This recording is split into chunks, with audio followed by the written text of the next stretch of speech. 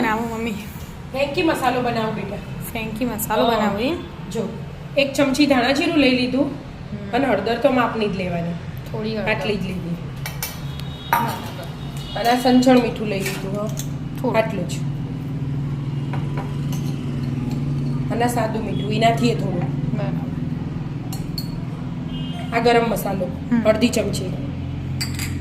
આ કાશ્મીરી મરચું 1 ચમચી. 1 ચમચી.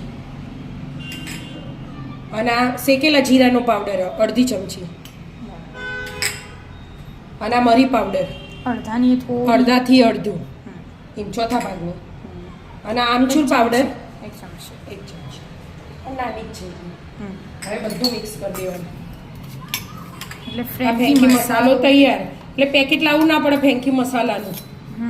આપણે ઘરે બનાવેલો જ યુઝ કરવાનો. હા. અને તીખું તો કોઈ નાખ્યું ને એટલે તીખું તો લાગે તીખું તો ના થાય તો આદુ લસણ મરચાં આપણે પેસ્ટ નાખીએ ને શાક વઘારીએ એમાં એટલે એની તીખાશ આવે. અને આ મરી આવે ને બેટા, ગરમ મસાલો આવો, થોડું માપનું તીખું લાગે એમ એટલે તમે બધામાં યુઝ કરીએ પછી ફ્રેન્કીમાં બધામાં યુઝ થાય એવું મસ્ત ફ્રેન્કી મસાલો તૈયાર.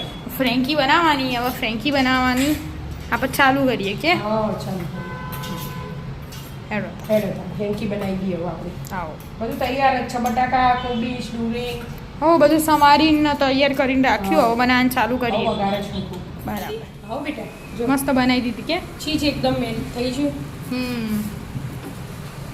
જોરદાર ચીઝ નાખ્યું બરાબર.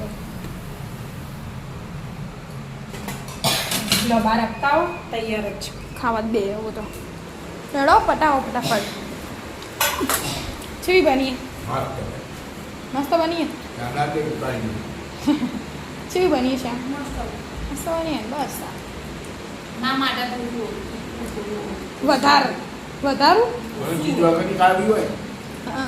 તીખું ઓછું ન કરીએ. હા પણ એમ તો બરાબર જ છે. એમ તો બરાબર જ છે. ના અમારે બધાને તીખું નતું ખાવું એટલે હા ને બાપા કહે બહુ તીખું થઈ ગયું તો માપનું જ બરાબર હોય. એટલે તારામાં સેઝવાન થોડી વધારે લગાવો એટલે તારે તીખું થશે. હા ને બરાબર.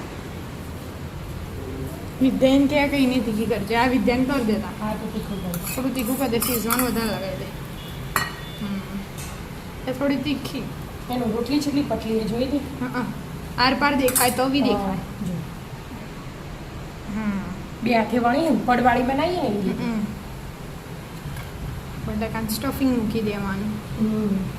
ડુંગળી અને કોબીજ અને આ ફેંકી મસાલો અને ચીઝ ના નહીં હવે નાખવાની. ચીઝ વિદ્યા બેન ખાતા નહીં એટલે નહીં નાખવાનું, નહીંતર નહીં નાખવાનું. નાખી દેવાનું. બરાબર શેકાઈ શેકાઈ જાય. હા બધું કરીએ એટલા શેકાઈ જાય મસ્ત ધીમા ગેસે. લેડો વિદ્યાની તૈયાર તૈયાર. લેડો તો હવે આપણે આવી બધા જાઓ ખાવા બેસીએ. ફેંકી ખાવા.